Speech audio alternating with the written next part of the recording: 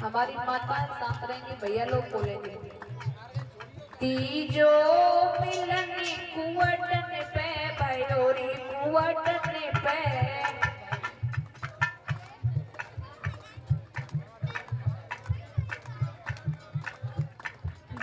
मरे बने श्याम राधा मिलन के काजे।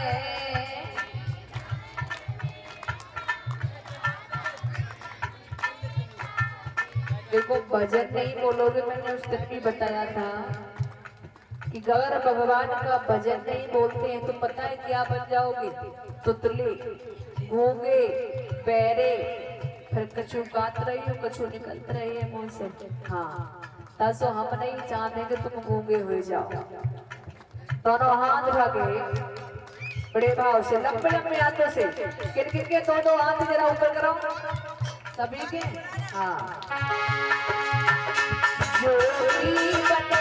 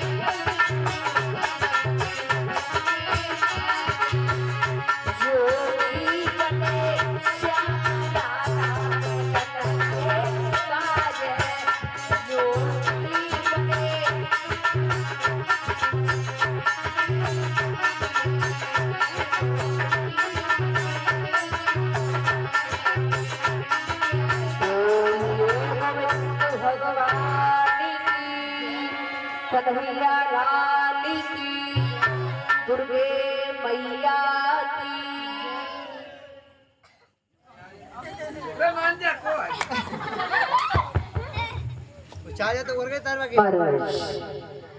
इधर ध्रुव से चले हैं, जाकर के अपनी मैया के पास में पहुंचे हैं। और जब वो मैया के पास में पहुंचे हैं और जैसे ही मैया ने अपने बेटा को रोता हुआ देखा तो कलेजे के टुकड़े को अपनी छाती से लगा लिया। जवाब दिया है, हमारे बच्चे को किसने सताया है, किसने मारा है। ध्रुव ने सारी बात बताई है कि मैया मैं दोनों भाई खेलते खेलते जब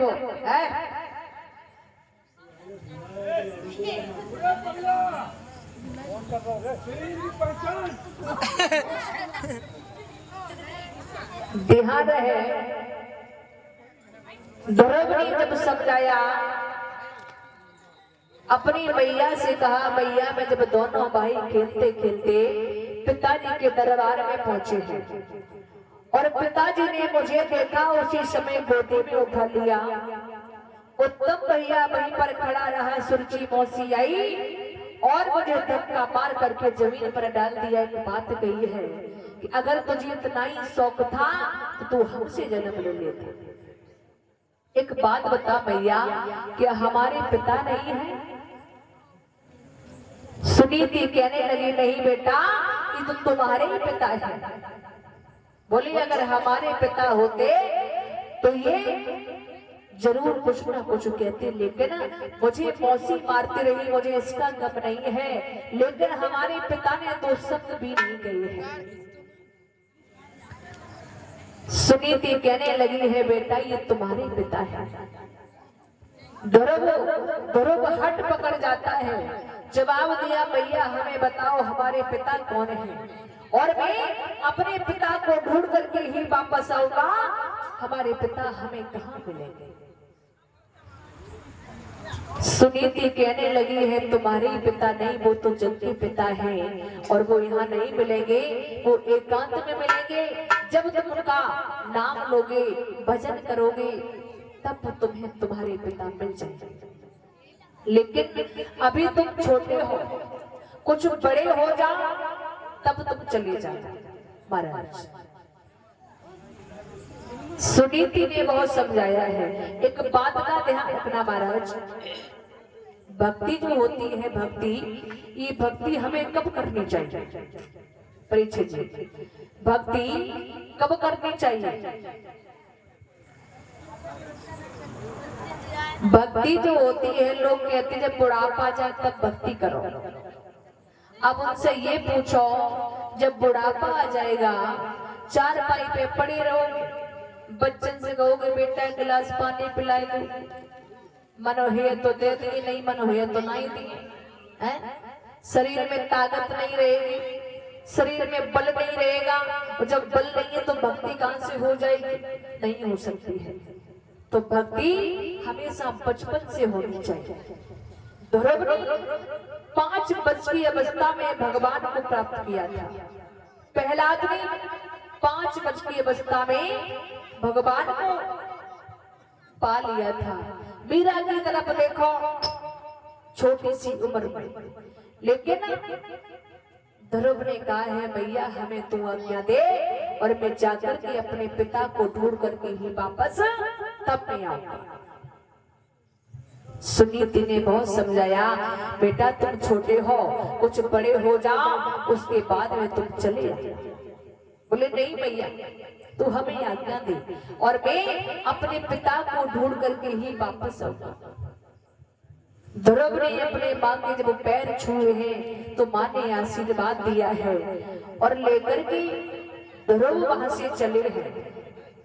विद्वान तो ये बताते हैं कि जब ध्रुव घर से बाहर हुए थे तो उसी समय मैया की आंखों की रोशनी ध्रुव के साथ ही चली गई थी, मां को दिखाई नहीं देता है। ये खबर महाराज उत्तानपाद को मिली है कि तुम्हारा बेटा जो है वो जंगल को जा रहा है। मंत्री से कहा कि मंत्री जाओ हमारे बेटे को रोक दो, आज से तुम्हारी उसकी मैया को शुद्ध भोजन मिलेगा। मंत्री ने जाकर के कहा है, ध्रुव ठहर जाओ, तुम्हारे पिता का आदेश है कि आज से तुम्हारी मैया को शुद्ध भोजन मिलेगा। ध्रुव कहने लगी, बारी भगवान, घर से बाहर नहीं हो पाए, शुद्ध भोजन मिलने लगा। ए मंत्री, हमारे पिताजी से कह दो जाकर के मुझे वो शुद्ध भोजन की कोई आवश्यकता नहीं है। मना कर दिया, और जब मना कर दिया तो उसी समय और कुछ आगे बढ़े, जवाब दिया है तुम्हारा बेटा नहीं लौट रहा है। बोले हमारे बेटे से कह दो कि आज से तुम्हें आधा राज दिया जाएगा। ध्रुव से कहा, ध्रुव ने इनकार कर दिया कि मुझे वो पैसे नहीं चाहिए, मुझे वो धन नहीं चाहिए, मना कर दिया। आगे बढ़े हैं, जाकर के पुणे फिर मंत्री पहुंचा है। तब तक क्या था कि ध्रुव उस जंगल में निकल चुके थे। जब जंगल में निकल चुके, इधर सुरजी खड़ी है, और जब सुरजी खड़ी है तो एक विद्वान लिखता है, बड़े सुंदर शब्दों में।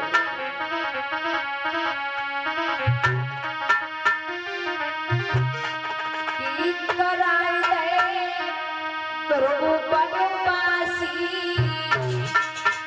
और मौसी ने कर दे बंटारा।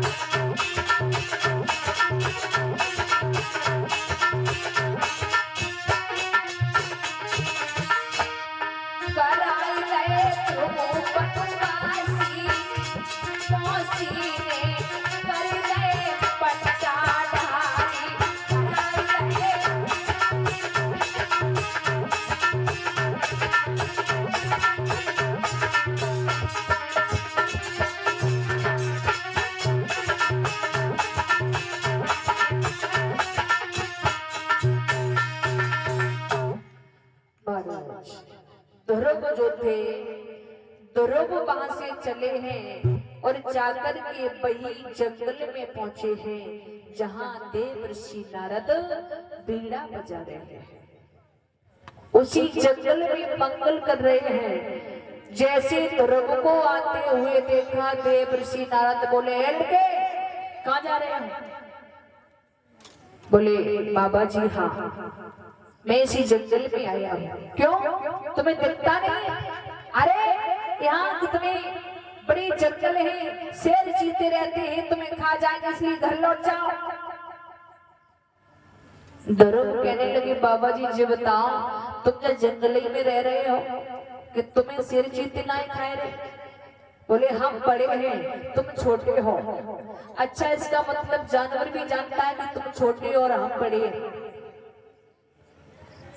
ध्रुव कहने लगे, हैं बाबा जी, मैं इस जंगल में इसलिए नहीं आया हूँ। क्यों आए हो? मैं इसलिए आया हूँ, मैं अपने पिता को ढूंढने के लिए आया हूँ। देव ऋषि नारद बोले, इसका मतलब तुम भगवान को ढूंढने के लिए आए हो? हाँ। ध्रुव से कहा, बेटा सारी जिंदगी हो गई भजन करते करते, कहूँ भगवान के दर्शन आए होते।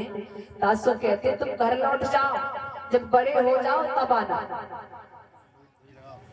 ध्रुव ने कहा है, देव ऋषि नारद, मैं घर तो नहीं जा सकता हूँ, मैं अपने पिता को ढूंढ करके ही वापस जाऊंगा। देव ऋषि नारद समझाने लगे हैं। जब समझाने लगे हैं, ध्रुव ने कोई बात नहीं मानी है दादा, तो उसी समय देव ऋषि नारद बोले हैं, सुनो ध्रुव, तुम्हें पता नहीं है, लेकिन ध्रुव कहने लगे हैं देव ऋषि नारद से, और कहा बोले कि काहे बाबा धमकाए रहे हो, हमने देखी है दुनिया।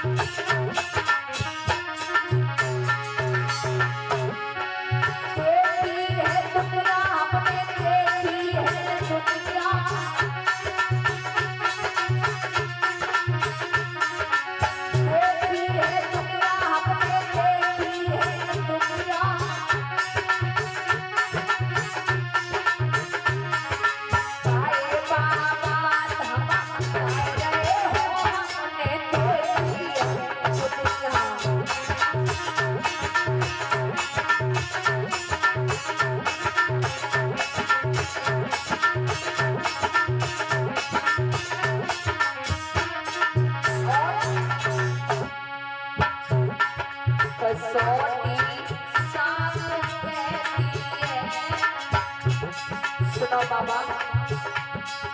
कसौटी साफ कहती है ये पीतल है ये सोना है।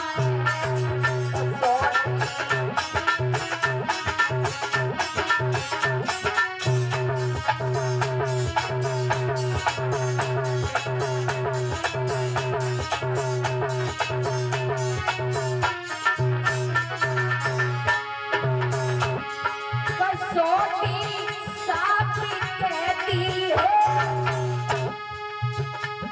ये पीतल है ये सोना है।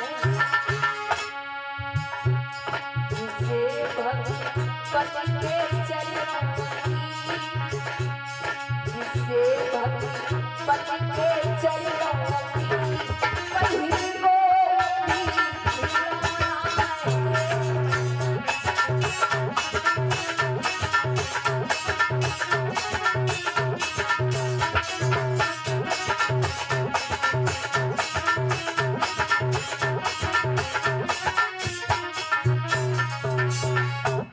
जवाब दिया है देव ऋषि नारद को, समझाया है धर्म ने। तो देव ऋषि नारद कहने लगे हैं जब बताओ धर्म तुमने कहीं गुरु बनाए हैं? बोले गुरु का होते, गुरु तो हम जानते ना है। जब ये कहा कि तुम गुरु नहीं जानते हो तो भला तुम्हें भगवान के कैसे दर्शन होंगे? बिना गुरु के तारन तरन नहीं होता है। जवाब दिया है कि हमने गुरु कोई नहीं बनाए, तुम ही हमारे गुरु बन जाओ।